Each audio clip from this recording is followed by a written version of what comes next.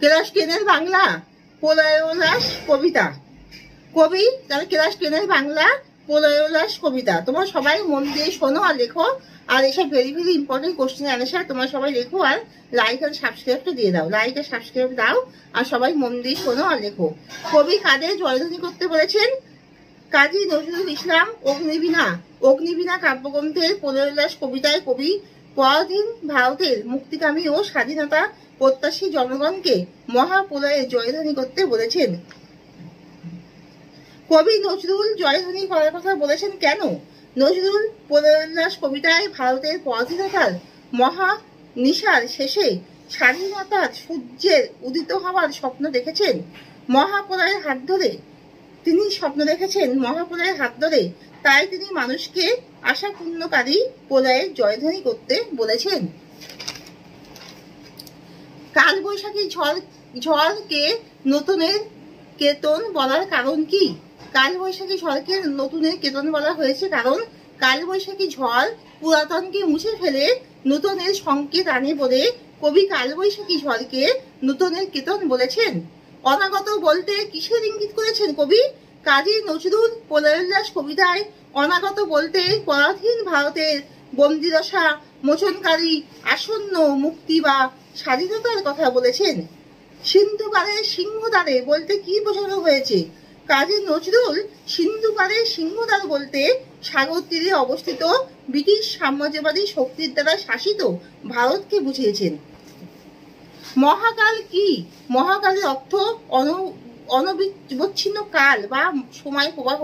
পাঠ্য কবিতায় মহাকাল হলো প্রলয় সৃষ্টিকারী মহাদেবের ধ্বংসাত্মক রূপের প্রতীক। রুদ্ররূপী শিবের আরেক নাম মহাকাল। ওরে ওই হাসছে ভয়ঙ্কর। ভয়ঙ্কর হাসছে কেন? ভয়ঙ্করের অর্থ ধ্বংসকারী বিপ্লব সত্তা। মহাকালের চন্দ্ররূপী ভয়ঙ্কর সকল অন্যায় অত্যাচারকে বিনাশ করে নতুন যুগের সূচনা করার তৃপ্তিতে হাসছেন। অট্টদোলের হট্টগোলে স্তব্ধ চরাচর। চরাচর স্তব্ধ কেন? প্রলয়োল্লাস কবিতায় ভয়ঙ্করের আগমনে চারিদিকে ধনরোল ধ্বনিত হয়েছে, জনগণের শোরগোল ধ্বনিত হয়েছে। এই অট্টদোল মুক্তিগামী মানুষের মনে কোনো এক আসন্ন ঝড়ের ইঙ্গিত বহন করে আনে, তাই চরাচর স্তব্ধ। প্রলয়োল্লাস কবিতায় ভয়ঙ্করের আগমনে চারিদিকে ধনরোল ধ্বনিত হয়েছে। এই অট্টদোল মুক্তিগামী মানুষের মনে কোনো এক আসন্ন ঝড়ের ইঙ্গিত বহন করে আনে, তাই চরাচর স্তব্ধ। দ্বাদশ রবির বন্দি জ্বালা বলতে কি বোঝানো হয়েছে? প্রলয়োল্লাস কবিতায় নবযুগের বার্তাবাহী ভয়ঙ্কর প্রলয় সূর্যের তেজ নয়, 12টি সূর্যের ন্যায় দীপ্ত ও তীব্র। এই তীব্রতা বোঝাতেই উক্ত শব্দ বন্ধটি ব্যবহৃত হয়েছে।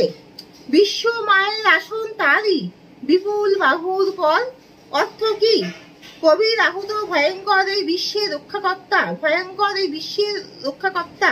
কবির আহত ভয়ঙ্কর এই বিশ্বের রক্ষাকর্তা। অশুভ শক্তির বিনাশ ঘটে সে শুভ শক্তি প্রতিষ্ঠা করবে।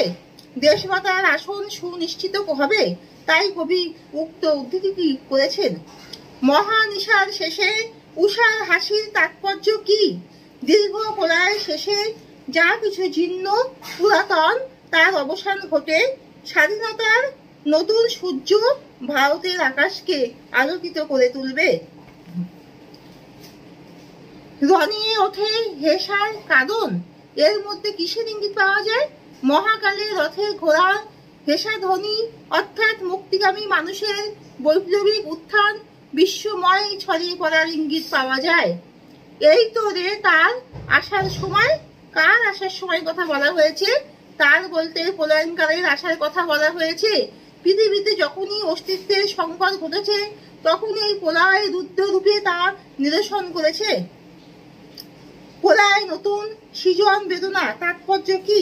সৃষ্টির আগে শিল্পী অথবা শিশু জন্মের আগে মা যে বেদনা অনুভব করেন, কবিও তেমনই যুগান্তরের ইঙ্গিতবাহী এই আসন্ন প্রলয়ের মধ্যে সৃষ্টির যন্ত্রণাকে অনুভব করেছেন।